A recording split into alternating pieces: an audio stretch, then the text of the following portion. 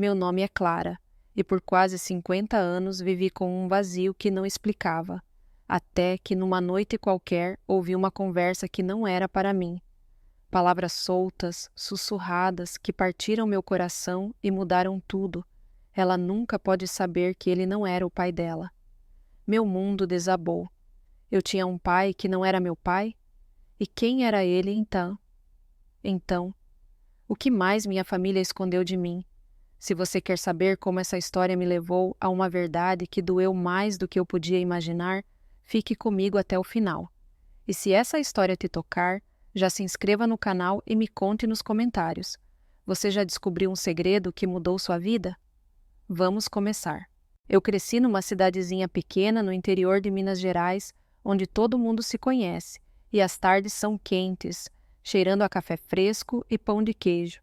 Minha infância, aliás, era simples, mas cheia de amor. Minha mãe, Dona Lúcia, era costureira, sempre com uma agulha na mão e um sorriso cansado. Meu pai, seu João, trabalhava como mecânico e eu adorava o cheiro de graxa que ele trazia para casa. Eles me criaram com carinho, mas sempre senti que havia algo fora do lugar, um vazio que eu não sabia nomear. Às vezes, eu pegava minha mãe olhando para mim com uma tristeza que não explicava, como se carregasse um peso que eu não podia ver. Mas eu era criança, então não questionava, achava que era coisa da minha cabeça. Os anos passaram e eu me tornei uma mulher comum. Casei, tive 2 filhos e a vida seguiu seu curso. Mas aquele vazio nunca foi embora. Ele aparecia em momentos estranhos, como quando eu olhava fotos antigas ou quando alguém na família mencionava meu pai de um jeito hesitante. Eu me perguntava, por que sinto que falta algo? Foi numa noite, já com meus cabelos grisalhos e quase 50 anos, que a verdade veio à tona. Eu estava na casa da minha mãe, ajudando a arrumar a cozinha depois do jantar. Meu tio Zé, irmão dela, tinha chegado de viagem e estava conversando com ela na sala. Eu não estava prestando muita atenção até que ouvi ele dizer baixinho: Lúcia, você acha que a Clara nunca desconfiou? Ela nunca pode saber que ele não era o pai dela. Minhas mãos congelaram na pia. A louça que eu segurava quase caiu. Meu coração disparou tão forte que parecia que ia pular do peito. Ele não era o pai dela. Eu? Eles estavam falando de mim? Fiquei parada, tentando respirar sem fazer barulho, enquanto as palavras do meu tio ecoavam na minha cabeça. Minha mãe respondeu, com a voz tremendo: Zé, para com isso. Já passou tanto tempo. Não tem por que mexer nesse vespeiro. Mas meu tio insistiu. Ela merece saber, Lúcia. Você não pode carregar isso sozinha para sempre. Eu não aguentei. Larguei a louça, enxuguei as mãos no pano de prato e entrei na sala. Os dois me olharam como se tivessem visto um fantasma. Quem não era meu pai? Perguntei, minha voz saindo mais alta do que eu queria. Minha mãe empalideceu. Meu tio abaixou a cabeça, como se tivesse sido pego no flagra. Clara, você ouviu errado, minha mãe tentou dizer, mas eu a cortei. Não, mãe, eu ouvi tudo. Quem não era meu pai? O que vocês estão escondendo de mim? O silêncio que veio depois foi tão pesado que parecia que o ar tinha sumido da sala. Minha mãe começou a chorar, cobrindo o rosto com as mãos. Meu tio, com os olhos cheios de culpa, finalmente falou. Clara, seu pai, o João, ele não era seu pai biológico. Sua mãe estava grávida quando o conheceu. Eu senti o chão sumir debaixo dos meus pés. Minhas pernas tremiam e precisei me segurar no encosto do sofá para não cair. Como assim? Não era meu pai? Minha voz saiu fraca, quase um sussurro. Minha mãe levantou o rosto, as lágrimas escorrendo. Clara, eu não queria que você soubesse assim. Eu não sabia como te contar. Então me conte agora, gritei, sentindo uma mistura de raiva e desespero. Quem é meu pai? O que aconteceu? Ela respirou fundo, como se estivesse juntando coragem, e começou a falar. Eu era muito jovem, Clara. Tinha 18 anos, trabalhava como empregada doméstica numa casa grande em Belo Horizonte. Conheci um homem. Ele era mais velho, charmoso, prometia mundos e fundos. Eu me apaixonei. Mas quando fiquei grávida de você, ele sumiu. Disse que não queria saber de filho, que não era responsabilidade dele.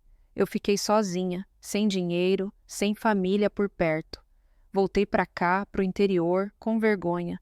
Foi quando conheci o João. Ele me aceitou, mesmo sabendo que eu estava grávida de outro. Ele te criou como filha, Clara. Ele te amava como se você fosse dele. Eu não sabia o que sentir. Alívio por saber que meu pai, o homem que me criou, me amava de verdade. Raiva por terem escondido isso de mim por quase 50 anos.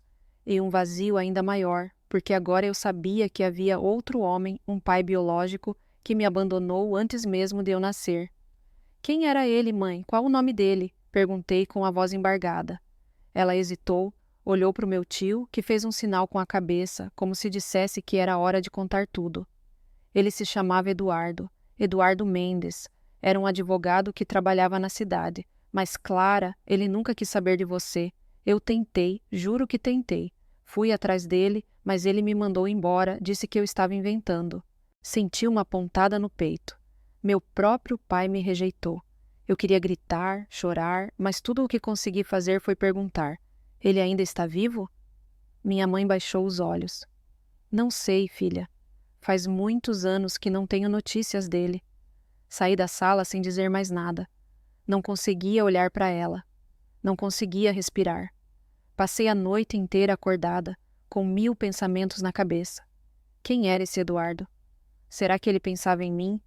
Será que ele sabia que eu existia? E, acima de tudo, por que ele não me quis? No dia seguinte, decidi que precisava de respostas. Não podia viver mais com aquele vazio. Minha mãe tentou me convencer a deixar para lá, dizendo que o passado não valia a pena. Clara, o João foi seu pai de verdade. Ele te deu amor, te criou.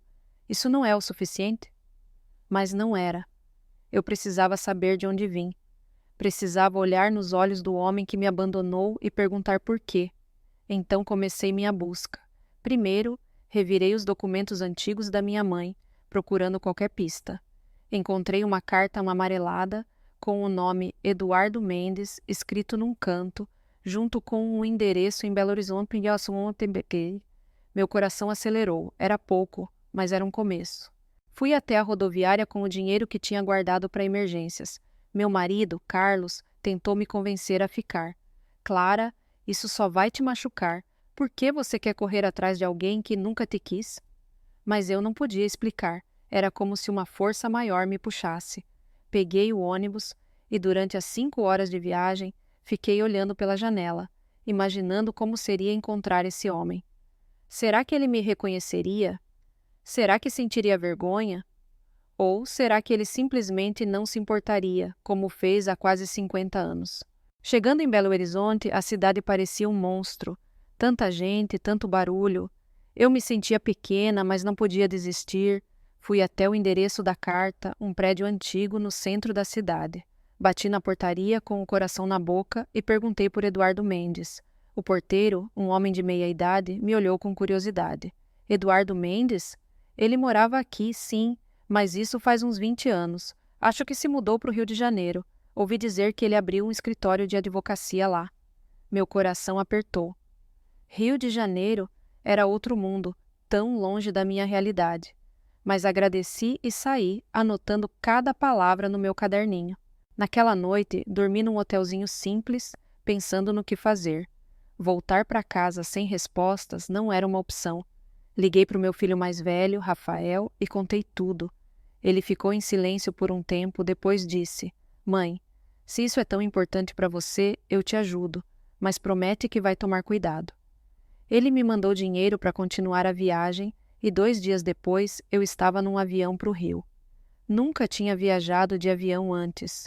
Minhas mãos suavam e eu rezava baixinho, pedindo forças. No Rio, a busca ficou ainda mais difícil. Uma cidade enorme, cheia de gente apressada, e eu com nada além de um nome. Fui até a Ordem dos Advogados, achando que talvez eles tivessem algum registro. A moça do atendimento foi gentil, mas disse que precisava de mais informações. Tem muitos Eduardo Mendes, senhora. A senhora tem o CPF dele, ou pelo menos a data de nascimento? Eu não tinha nada, só o vazio e a esperança. Mas ela me deu uma lista de escritórios de advocacia antigos na cidade e eu comecei a bater de porta em porta. Depois de dias andando sob o sol quente, finalmente encontrei algo. Num escritório pequeno, numa rua estreita de Copacabana, uma secretária mais velha, chamada Dona Vera, reconheceu o nome. Eduardo Mendes? Ele trabalhava aqui, sim, mas se aposentou há uns 10 anos. Ouvi dizer que ele mora num asilo agora, no subúrbio. O senhor não está bem de saúde, coitado. Meu coração disparou. Ele estava vivo. E pela primeira vez senti medo. Medo de encontrar um homem que talvez não quisesse me ver. Medo de descobrir que ele nunca pensou em mim. Mas já tinha ido tão longe. Não podia parar agora. O asilo ficava numa área mais simples, com casas baixas e crianças brincando na rua. Quando cheguei, pedi para falar com Eduardo Mendes. A recepcionista me levou até um jardim nos fundos, onde um homem magro, de cabelos brancos e olhos fundos, estava sentado numa cadeira de rodas, olhando para o horizonte. Meu coração parou. Era ele? A recepcionista se aproximou e disse: Seu Eduardo, tenho uma visita para a senhora. Ele virou a cabeça devagar e nossos olhos se encontraram. Senti um frio na espinha. Aqueles olhos eram tão parecidos com os meus. Quem é você? Ele perguntou, com a voz fraca, mas desconfiada. Minha boca secou. Eu queria gritar, perguntar por que ele me abandonou, mas as palavras não saíam. Então, com a voz tremendo, disse: Meu nome é Clara. Sou filha da Lúcia, de Belo Horizonte. Acho que sou sua filha. O silêncio que veio depois foi ensurdecedor. Ele piscou, confuso. E por um momento achei que ele ia negar, que ia dizer que eu estava inventando, mas então seus olhos se encheram de lágrimas. Clara, ele murmurou, você é a filha da Lúcia? Eu assenti, sentindo as lágrimas escorrerem pelo meu rosto. Por que você me abandonou? Perguntei, minha voz quebrando. Por que nunca quis saber de mim? Ele abaixou a cabeça, as mãos trêmulas no colo. Eu era jovem, Clara, um covarde. Quando sua mãe me contou que estava grávida, eu entrei em pânico. Não estava pronto para ser pai. Pensei que ela ficaria melhor sem mim. Pensei que você ficaria melhor sem mim. Cada palavra era como uma faca. Ele achou que eu ficaria melhor sem ele? Como ele pôde decidir isso por mim? Você já pensou em mim alguma vez? Perguntei, quase implorando. Ele levantou os olhos e viu uma dor que não esperava. Todos os dias, Clara. Todos os dias eu me arrependi, mas achei que era tarde demais. Achei que você tinha uma vida, um pai de verdade, e que eu não tinha o direito de aparecer. Eu queria gritar, dizer que ele estava errado, que ele roubou de mim a chance de ter um pai. Mas também vi um homem velho, doente, carregando uma culpa que o consumiu por décadas. E pela primeira vez senti pena dele. Passei horas ali conversando com ele. Ele me contou sobre sua vida, sobre os erros que cometeu, sobre a família que nunca formou. Ele não tinha outros filhos, não tinha esposa. Viveu sozinho, carregando o peso das escolhas que fez. E eu percebi que, apesar de tudo, ele não era o monstro que eu imaginava. Era só um homem que errou, que teve medo, que não soube lidar com a vida. Antes de ir embora, ele segurou minha mão. Clara, me perdoa. Eu sei que não mereço, mas me perdoa. Eu não respondi. Não sabia se podia perdoá-lo, mas prometi que voltaria. Voltei para casa com o coração pesado, mas estranhamente leve. Contei tudo para minha mãe, e ela chorou, pedindo perdão por ter escondido a verdade. Eu só queria te proteger, filha, ela disse. E pela primeira vez eu entendi. Ela também tinha sido jovem, assustada, sozinha. Assim como meu pai biológico, ela fez o que achou que era melhor na época. E o João, o homem que me criou, me amou como se eu fosse dele, mesmo sabendo que não era. Ele foi meu pai de verdade, em todos os sentidos que importam.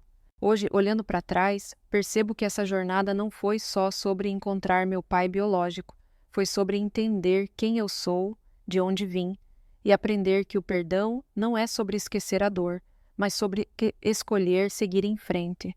Eu visito meu pai biológico de vez em quando. Ele não tem muito tempo e eu quero que ele vá em paz, sabendo que, apesar de tudo, eu não o odeio. Minha mãe e eu estamos mais próximas agora e eu me sinto mais inteira, como se aquele vazio finalmente tivesse encontrado um lugar para descansar. Se essa história te tocou, me conte nos comentários. Você já teve que enfrentar uma verdade que doeu, mas que te libertou? Compartilhe com alguém que precisa ouvir isso e não esqueça de se inscrever no canal para mais histórias assim. Porque no fim, todos nós temos uma história para contar. E às vezes, é enfrentando a verdade que a gente encontra a paz. De onde você está assistindo? Conta para mim nos comentários.